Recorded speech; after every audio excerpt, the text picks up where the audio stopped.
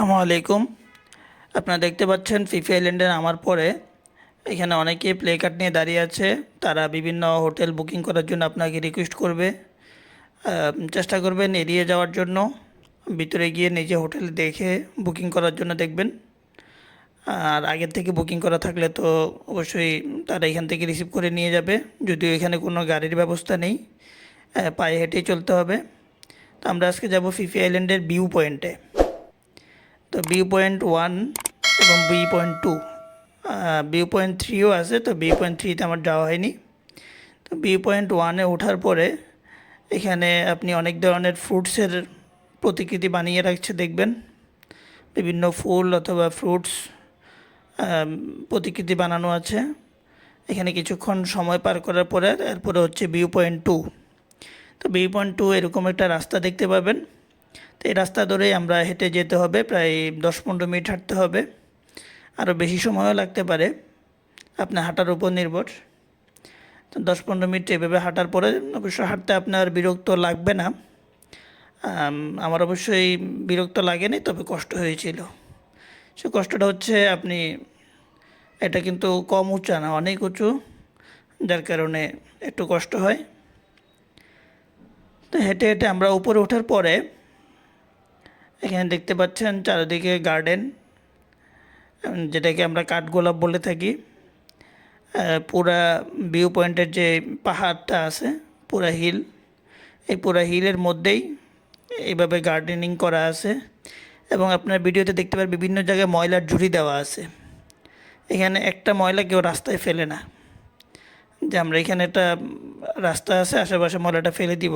একটা পানির বোতল বা একটা চিপসের প্যাকেট ময়লা কেউ ফেলে না। আপনার ভিডিও দেখলে বুঝতে পারবেন যেখানে কোনো প্রকার ময়লা তারা ফেলে নেই। তো আমরাও চেষ্টা করব এই ধরনের পয়েন্টগুলোতে গেলে যাতে আমরা কখনো ময়লা না ফেলি। যে ভিউ পয়েন্ট 2 যেটা, ওটাকে সানসেট পয়েন্টও বলা হয়ে থাকে। তো আমরা ভিউ পয়েন্ট 2-তে ওঠার পরে আসলে যে দৃশ্য দেখলাম, তাতে কষ্ট আর কষ্ট মনে হয় না। তো প্রথমত বলে রাখি আপনাদেরকে, এখানে প্রথম ভিউ পয়েন্ট 1-এ ওঠার জন্য আপনাকে 343টা স্টেপ সিঁড়ি পার করতে হবে।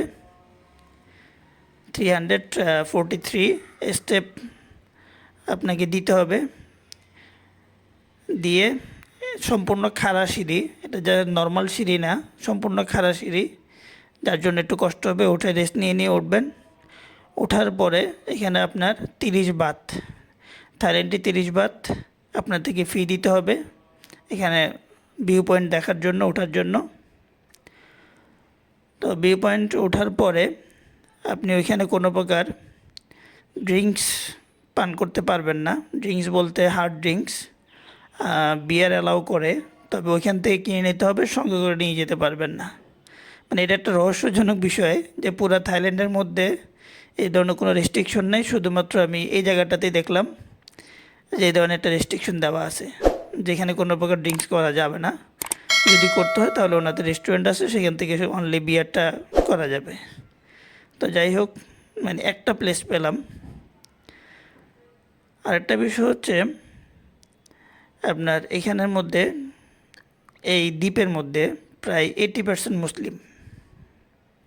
তো 80% মুসলিম হওয়ার কারণে থাইল্যান্ডে আমি 2টা জায়গায় আজান শুনেছি। একটা হচ্ছে নানা প্লাজার অপোজিট সাইডে একটা অ্যারাবিয়ান এরিয়া আছে, সেইখানে আজান শোনা গেছে। আরেকটা হচ্ছে এই থাইল্যান্ডের যখন ভিউ পয়েন্ট 2-তে উঠে আমরা বসলাম, বসার পরে ওইখান থেকে দেখতে পেলাম আজানের সমুদ্র শোনা যাচ্ছে। তো আমরা একটু অবাক হলাম।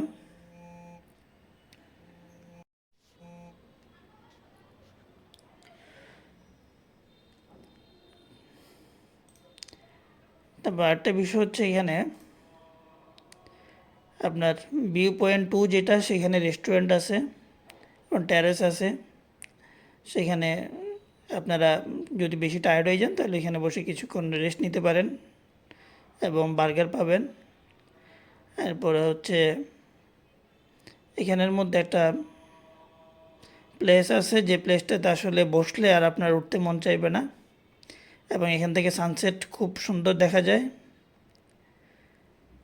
তবে এখান থেকে আপনারা দুইটা ভিউ দেখতে পারবেন, মানে দুইটা সি দেখতে পারবেন।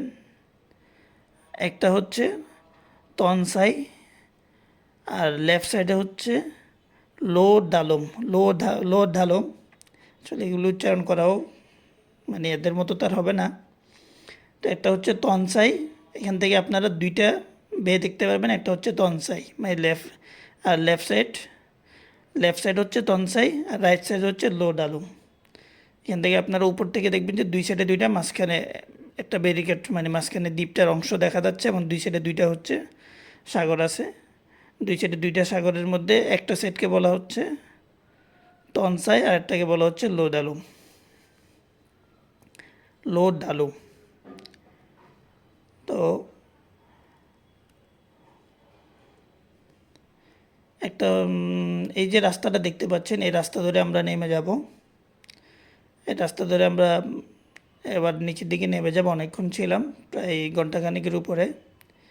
তবে আমি অনেক জার্নি করে এখানে আসছি, মানে টানা প্রায় 9-12 ঘন্টা জার্নি করছি। টানা 12 ঘন্টা জার্নি করার পরে এসে হোটেলে কিছুক্ষণ রেস্ট নিয়ে আবার বের হয়ে গেলাম। বেরিয়ে আমি আবার বের হয়ে পড়লাম। আপনারা এখানে এসে কোন হোটেলে উঠবেন অথবা হোস্টেলে উঠবেন? আমি ছিলাম হচ্ছে ফিফি প্যারাডাইস, এটা হচ্ছে একটা হোস্টেল। তো অনলি 200 বাত ছিল আমার হোস্টেল খরচ, এবং খানা তেমন কষ্ট হয় নাই, কারণ হচ্ছে এটা ইন্ডিয়ান ফুড ছিল এবং মালিক ছিল হচ্ছে পাকিস্তানি। তো যার কারণে হালাল খাবারও সমস্যা হয়নি এবং খাবার টেস্ট নিয়ে কোনো সমস্যা হয়নি। এবং যদিও হোস্টেল, তবে ওয়াশরুমও পরিষ্কার পরিচ্ছন্ন ছিল। তো আপনারা যদি কখনো যান তাহলে ওই ফিফি প্যারাডাইসে গিয়ে দেখতে পারেন।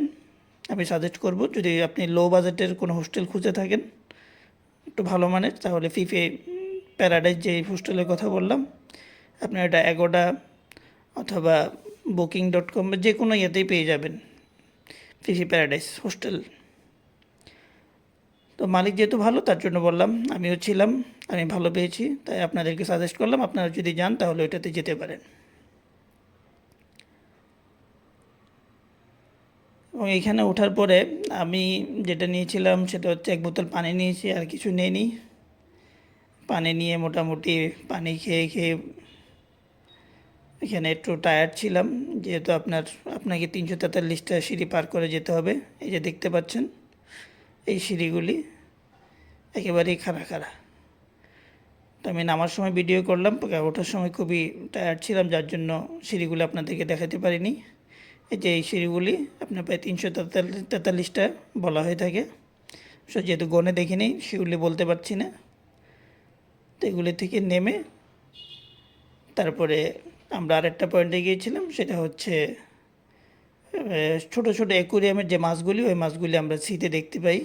ওইখানে একটা যে জেটি ঘাটটা আছে, সেই জেটি ঘাটের এখানেই দেখা যায়। তো আমি চেষ্টা করব পরবর্তী ভিডিওতে সেই ভিউটা দেখানোর জন্য আপনাদেরকে। তো আপনারা যদি আমার চ্যানেলে নতুন হয়ে থাকেন তাহলে অবশ্যই আপনার চ্যানেলটি প্রথমে সাবস্ক্রাইব করবেন। আজকের মতো এখানে শেষ করছি। আসসালামু আলাইকুম ওয়া রাহমাতুল্লাহ।